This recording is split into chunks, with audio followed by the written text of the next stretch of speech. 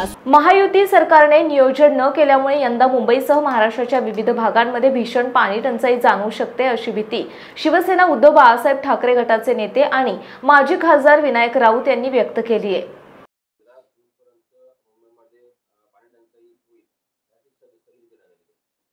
मुंबईमध्ये मुंबईसहित संपूर्ण महाराष्ट्रामध्ये खूप मोठ्या प्रमाणात पाणी टंचाई भासणार आहे। सगळे तलाव आटलेले आहेत, पाणी साठे आटलेले आहेत।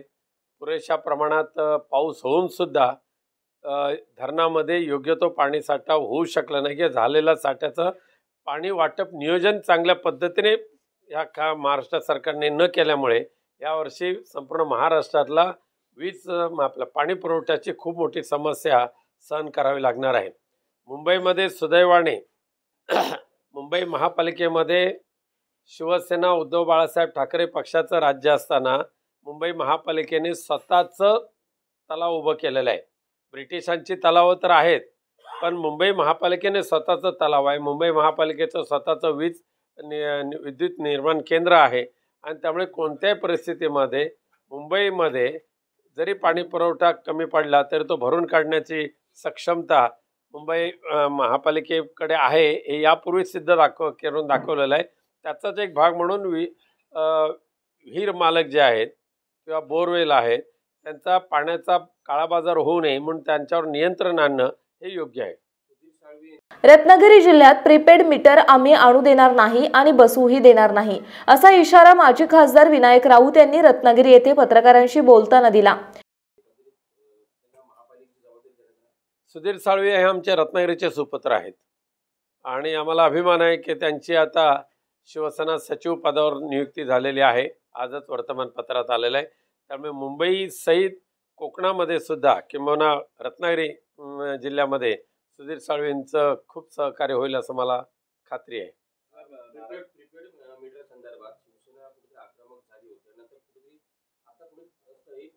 नाही थंड नाही पडलेलं आहे। प्रीपेड मीटर कोणत्या परिस्थितीमध्ये शासनकर्त्यांनी जरी ठरवलं तरी आम्ही शिवसेना उद्धव बाळासाहेब ठाकरे प्रीपेड मीटर रत्नागिरीमध्ये आणू देणार नाही हे आमच्या पदाधिकाऱ्यांनी सुरू केलेलं आंदोलन कायम राहणार आहे। आता सध्या प्रीपेड मीटर बसवत नाहीत म्हणून थांबलेले आहेत, पण जर वाटलं तर आमचे तालुका प्रमुख इथे बसलेले आहेत शेखर घोसाळे, त्यांनी तर दणका त्या सगळ्या पदाधिकाऱ्यांनी दणका दिला होता आणि प्रीपेड मीटर बसवतील त्या दिवशी त्यांची होळी करून टाकू। जे बसवलेले आहेत ते पण त्यानंतर बसवण्याचं काम थांबवलं आहे त्यांनी।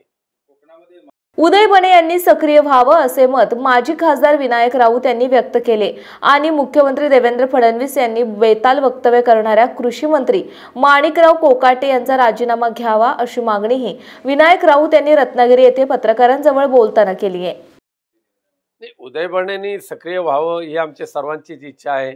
आमचे पदाधिकारी त्यांना भेटत असतात, तब्येतीच्या कारणामुळे त्यांना थोडं बाहेर पडताना मुश्किल होतं। माणिकराव कोकाटे हे सातत्याने शेतकऱ्यांचा अपमान करताना पाहिलं, ते सध्या विद्यमान मंत्री आहेत महाराष्ट्र सरकारमध्ये, शेतकऱ्यांचा सुद्धा अपमान करतात। खरं म्हणजे माणिकराव कोकाटेंची मुख्यमंत्री माननीय देवेंद्र फडणवीस यांनी ताबडतोब हकालपट्टी करायला पाहिजे होती।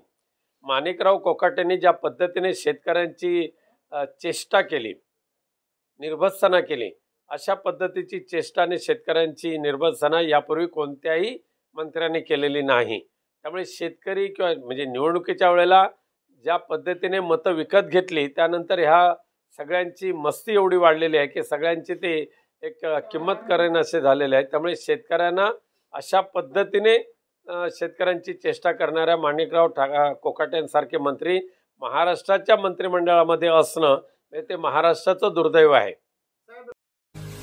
महाराष्ट्रातील तसेच कोकणातील महत्त्वाच्या बातम्या पाहण्यासाठी कोकण 24 तास न्यूज चॅनलला YouTube वर सबस्क्राइब करा आणि बेल आयकॉन प्रेस करा।